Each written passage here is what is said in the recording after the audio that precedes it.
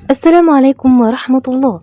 قبل ما نبدأ عطر فمك بذكر الله والصلاة والسلام على رسول الله. أتمنى تدعموني وتشتركوا في القناة ليصلكم كل جديد. هيبقى الاهلي عنده مشكله. ليه؟ لانه الاهلي كان هيعتمد على محمد شريف في حاله صدور قرار من لجنه الاستئناف تظلمات بخصوص كهرباء هذا الاسبوع قبل مباراه المصري. يعني ايه يا شبانه؟ يعني لجنه الاستئناف والتظلمات اسمها كده امبارح اخذت كل الورق الخاص بالقضيه بتاعت كهرباء عشان تفصل بعد المحكمة القضاء الإداري. خلاص محافظة القضية اللي قالت نازل فيها عن القضية اللي كان رافعها بعدم شرعية تشكيل لجنة الانضباط. طب ايه اللي حصل؟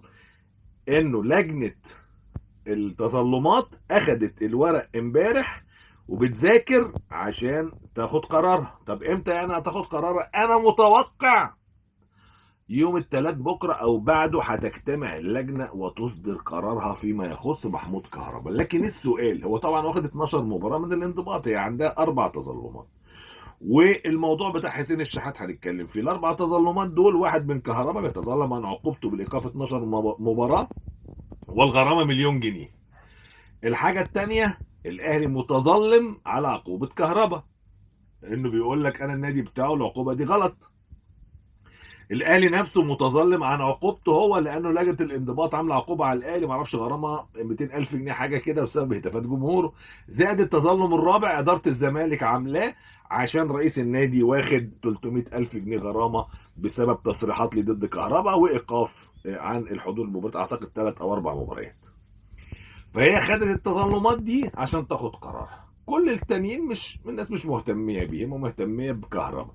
اللجنه هيبقى لها الحق تثبت العقوبه 12، تنزلها 8 7 6 5 4 3 2 1 براحتها، او تلغيها. هي لها مطلق الحريه ومفيش طعن على القرار اللي هتاخده. دي اخر مرحله.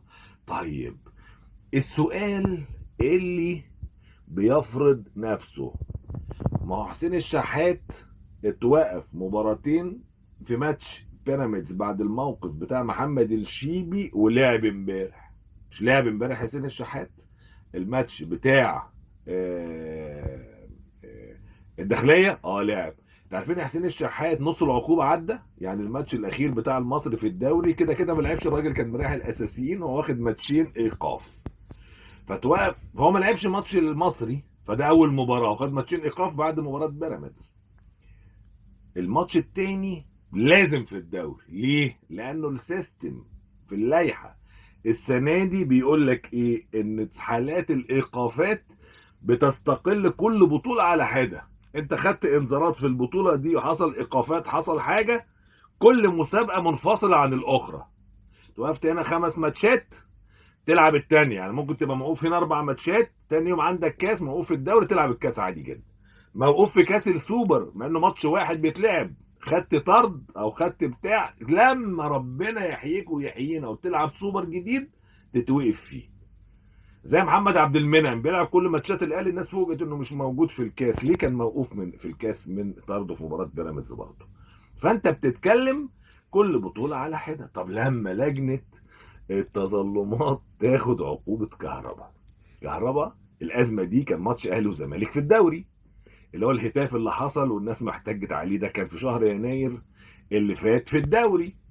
مظبوط. طيب، لما لجنه التظلمات هنفترض اخذت عقوبه على كهرباء وات ايفر هي قد ايه، هل كهرباء العقوبه دي هتنفذ فقط على الدوري؟ هقول لك وفق اللوائح الا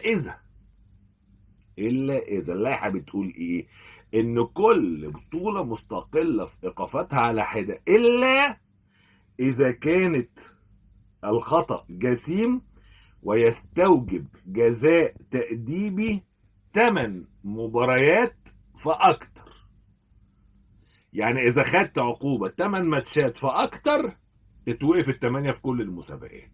لما كانت 12 في الانضباط، كهرباء يتوقف في كل المسابقات. إنما لو نزلت ل6 يتوقف دوري بس. طب لو نزلت ل7 دوري بس. طب 7 ونص دوري بس. طب تعالى بص دوري. طب 8 الا ربع دوري بس. طب لو 8 نزلتها من 12 ل 8 يبقى كله دوري وكاس، يبقى مش هيلعب ماتش المصري. يبقى احنا مترقبين العقوبة بتاعت الاستئناف في شقين، هتعمل فيها ايه مع كهربا، ولما تنزلها مثلا هتنزلها لقد ايه. 8 وما فوق مش هيلعب المصري ومش هيلعب كل المسابقات لغايه ما يخلصوا ال8 ماتشات. تحت ال8 هيبقى في الدوري بس الايقاف. وما تسالنيش ازاي، لان دي اللوائح، انا ماليش دعوه، انا بقول لكم ايه، برصد لكم اللوائح. طب كمان هتناقش التظلمات، الموضوع بتاع حسين الشحات مش هتناقشه الا اذا لقت في اللوائح من حقها تناقشه. يعني ايه؟ لان اللوائح بتقول اي ايقاف لغايه 6 ماتشات ما يروحش اللجان الاخرى. يعني المسابقات اوقفت 4 ماتشات، 5 ماتشات، 3 ماتشات، ما تروحش اي لجنه اخرى. وحسين ماتشين. من 6 ماتشات وانت طالع تروح الاستئناف.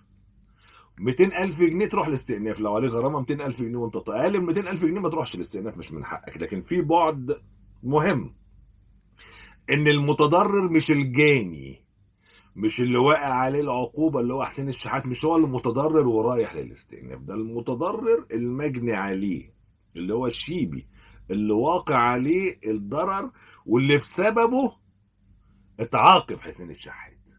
ودي اول مره حاله زي دي تظهر، علشان كده هم مرتبكين. هتسالني يا شباب هتعملوا ايه؟ اتصور انه لجنه الاستئناف مش هتبص في الموضوع، بتصور كده يعني.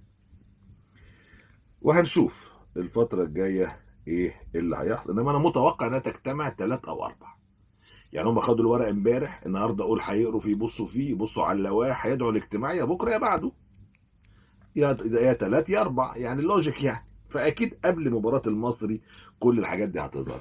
بمناسبه الكلام على كهربا، انا باكد لكم انه بنسبه كبيره هيدفع الغرامه اللي عليه لنادي الزمالك اللي قدرها 2,374,000 دولار قبل يوم 3 اغسطس. يعني يوم 1 اغسطس اللي هو بكره، او يوم 2 اغسطس اللي هو بعد بكره، يا 3 يا 4، عشان يقفل هذا الملف.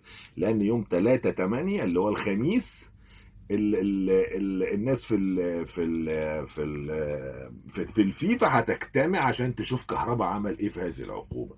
في ناس بتقول نكمل ونشتغل ونقاوم وممكن يتوقف ونرجع تاني نفك الايقاف ونعترض عليه ونجيب الحيثيات بتاعه الايقاف ونطعن عليها، ولو توقف هتوقف شهر وكده كده مفيش دوري ونرجع تاني. وانتم ما انتوا شايفين شيكابالا مع سبورتنج لشبونه والزمالك بقالهم 7 سنين وانتوا شايفين. هو كهربا مش عايز كده، يعني مش عايز يعيش الاجواء دي تاني، عايز ينجز ويخلص. وكمان عرفت ان الاهلي نفسه كمان مش عايز كده، عايز ينجز ويخلص.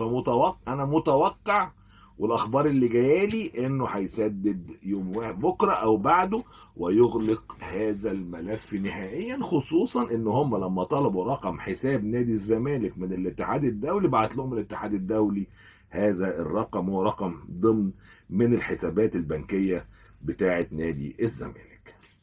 الكلام جوه المطبخ بيقول ان الاهلي عنده حالة قلق لانه الراعي بتاع كاس النخبة هو نفسه الراعي بتاع نادي الزمالك. ليه؟ لانه رابطة الاندية قررت ان هي تاخد احدى الشركات كراعي ليها في الموسم الجديد، وده